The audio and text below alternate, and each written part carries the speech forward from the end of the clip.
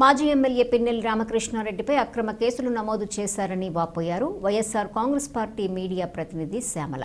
ఈ సందర్భంగా ఆమె మాట్లాడుతూ మాజీ ఎమ్మెల్యే పిన్నెల్లి రామకృష్ణారెడ్డికి ఎలాంటి సంబంధం లేని కేసులో అక్రమంగా కేసులు బనాయించి అరెస్టు చేయటం తీవ్రంగా ఖండిస్తున్నామని తెలిపారు. పార్టీ పరంగా ఎప్పుడూ అండగా ఉంటామని, మాచర్ల నియోజకవర్గంలోని వైసీపీ నాయకత్వం ఎల్లప్పుడూ మద్దతిస్తుందని శ్యామల ప్రకటించారు.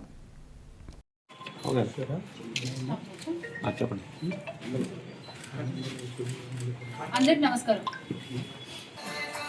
మాచర్లలో ఈరోజు ఉదయం నుంచి కూడా ముఖ్యంగా పిన్నెల్లి రామకృష్ణారెడ్డి గారి నివాసం చుట్టూతా కూడా గాలి కూడా స్తంభించిందనే చెప్పాలి. అంటే మరి పోలీసులు వాళ్ళే సొంత కథలు రాసుకుని, సొంత కథనాలు రాసుకుని, వాళ్ళే ఏవో ఊహించుకుని పిన్నెల్లి గారు ఇవాళ ఒక 1000 మందితో ర్యాలీగా వెళ్తారు, లేదా 10,000 మందితో ర్యాలీగా వెళ్తారు అంటూ వాళ్ళే ఏవేవో ఊహాగానాలు అనుకుని ఈరోజు 144 సెక్షన్ అమలు చేశారు ఆయన ఇంటి నివాసం చుట్టూతా కూడా. అసలు అలాంటి ఉద్దేశం ఏది కూడా పిన్నెల్లి రామకృష్ణారెడ్డి గారికి లేదు. మాచర్ల వైఎస్ఆర్సీపీ జిల్లా అధ్యక్షులుగా ఉన్న పిన్నెల్లి రామకృష్ణారెడ్డి గారు అలాగే కూడా ఈ రోజున కోర్టులో మేము హాజరవుతున్నాము, మేము ఒప్పుకుంటున్నాము. అంటే కోర్టు ఏదైతే ఆర్డర్ ఇచ్చిందో దాన్ని మేము గౌరవిస్తూ మేము ఈ రోజున పలానా టైంకి కోర్టుకి హాజరవుతామంటూ వాళ్ళు ముందుగానే తెలియజేయడం జరిగింది. వాళ్ళ కోర్టుకి హాజరవుతున్న సమక్షంలో మేమందరం కూడా వైఎస్ఆర్ కాంగ్రెస్ పార్టీ నేతలందరూ కూడా కుదిరిన వాళ్ళందరం కూడా వచ్చి ఆయన ఒకసారి పలకరిద్దాము, వాళ్ళ కుటుంబానికి ధైర్యం చెప్దామన్న ఉద్దేశంతో ఇక్కడికి ఎవరెవరైతే వచ్చారో వాళ్ళందరినీ కూడా నోటీసులు ఇచ్చి బ్యారిగేట్లు పెట్టి ఆపేసినటువంటి పరిస్థితి మీరు అందరూ చూశారు ఉదయం నుంచి కూడా. అలాగే కొంతమంది వైఎస్ఆర్ కాంగ్రెస్ పార్టీ నాయకులను అయితే ఇళ్లకు వెళ్ళి నోటీసులు ఇచ్చి హౌస్ అరెస్టులు కూడా చేసిన సంగతి కూడా మీరు చూశారు. అంటే ఏమీ లేని దానికి కూడా ఏదేదో ఊహించుకుని అనవసరంగా ఇక్కడ ఒక పెద్ద ఇష్యూని క్రియేట్ చేశారనమాట. చాలా కామ్గా జరిగిపోయే ఒక దాన్ని లేనిపోనివన్నీ యాడ్ చేసి ఒక పెద్ద ఇష్యూ లాగా చూపించి, లేదు వీళ్ళు ఏదో చేసేయాలనుకున్నారు, మేము దాన్ని ఆపాము అనే విషయాన్ని అక్కడ ప్రొజెక్ట్ చేసుకునే ప్రయత్నం చేశారు ఈ రోజున. అంటే అసలు ఈ కేసు కూడా మనం చూసుకున్నట్లయితే అసలు పిన్నెల్లి బ్రదర్స్కి ఎలాంటి సంబంధం లేనటువంటి ఒక కేసులో వీళ్ళు ఇరికించే ప్రయత్నం చేస్తున్నారు. ప్రస్తుత కూటమి ప్రభుత్వం అయితేనేమి, ప్రస్తుత అధికారులు అయితేనేమి, ఎందుకు ఎలాంటి సంబంధం లేదు అని గట్టిగా చెప్తున్నాము అంటే ఏదైతే ఇష్యూ జరిగిందో, జంట హత్యలు జరిగాయో కరెక్ట్ చేసేటువంటి సిచ్యువేషన్స్ కూడా క్రియేట్ చేశారు. అంటే నేను ఇక్కడ ఎవరిని తప్పుపట్టట్లేదు. We have utmost respect courts మీద, అలాగే పోలీస్ డిపార్ట్మెంట్ మీద నాకు చాలా గౌరవం ఉంది. కొన్ని ప్రశ్నలు అయితే ఉన్నాయి మాకు.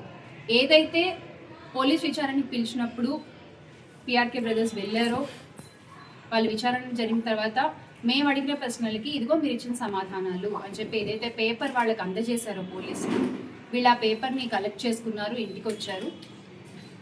ఇప్పుడు కరెక్ట్గా ఇంకొక కంప్లైంట్ లైక్ పోలీస్ విచారణకి సహకరించట్లేదు అని చెప్పి.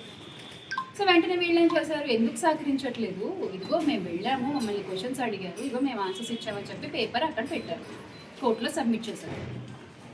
ఈ పేపర్ మీకు ఎలా వచ్చింది అనేది వాళ్ళ ప్రశ్న. అదేంటి పోలీస్ వాళ్ళే ఇచ్చారు కదా, అక్కడే తీసుకున్నాం కదా అని చెప్పేసి అంటే కాదు మీరు భయపెట్టి పోలీసులను తీసుకున్నారు అట అనేటువంటిది ఒక ఆరోపణ. నిజంగా ఒక చిన్న అనుమానం ఏంటంటే, ఒక డౌట్ ఏంటంటే, జెన్యూన్ డౌట్ ఇది. నిజంగా భయపెట్టి బెదిరించి కనుక తీసుకున్నట్లయితే ఎందుకు దాన్ని పబ్లిక్గా ప్రొడ్యూస్ చేస్తాము?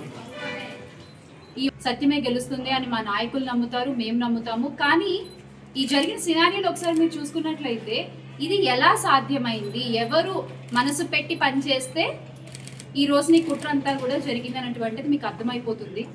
దయచేసి ప్రజలందరూ కూడా దాన్ని గమనిస్తున్నారు. ఈరోజు ఉదయం కూడా అసలు నన్ను కానీ, బైరెడ్డి సిద్ధార్థ రెడ్డి గారిని కానీ, మరి ఇక్కడికి వచ్చిన నేతల్ని కానీ మీరు అసలు గేట్లోంచి బయటికి రాకుండా ఎక్కడికక్కడ అరెస్టులు చేసేది, ఎక్కడికక్కడ అరగంట లోపే అప్పటి ఎస్పీ శ్రీనివాసరావు గారు సంఘటనా స్థలానికి వెళ్ళడం జరిగింది. అక్కడ మొత్తం అంతా పరిశీలించడం జరిగింది. ఆ రోజున మీడియా వేదికగా ఆయన స్టేట్మెంట్ని కూడా ఇవ్వడం జరిగింది.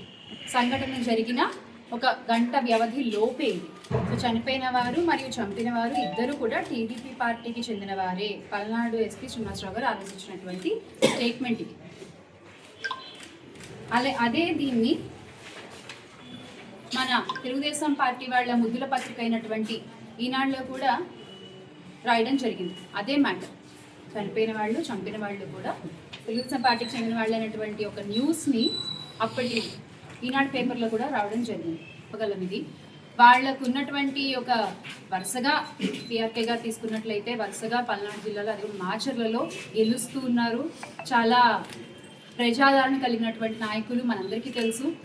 మరి అలాంటి వ్యక్తిని ఎలా అయినా సరే మరి ఆయన ఇక్కడ ఉంటే మాటలు సాగట్లేదు అనుకున్నారో, లేకపోతే మా పప్పులు ఉడకట్లేదు అనుకున్నారో, మొత్తానికి ఇక్కడి నుంచి పంపించేయాలి. ఎలా పంపించేయాలి, ఎక్కడ దొరకట్లేదు, ఏదో ఒకటి తవ్వి తీద్దాం అని చెప్పి ఇప్పుడు దీంట్లో ఎక్కించే ప్రయత్నం చేశారు. సరే బెయిల్ తీసుకున్నారు, బయటకు వచ్చారు.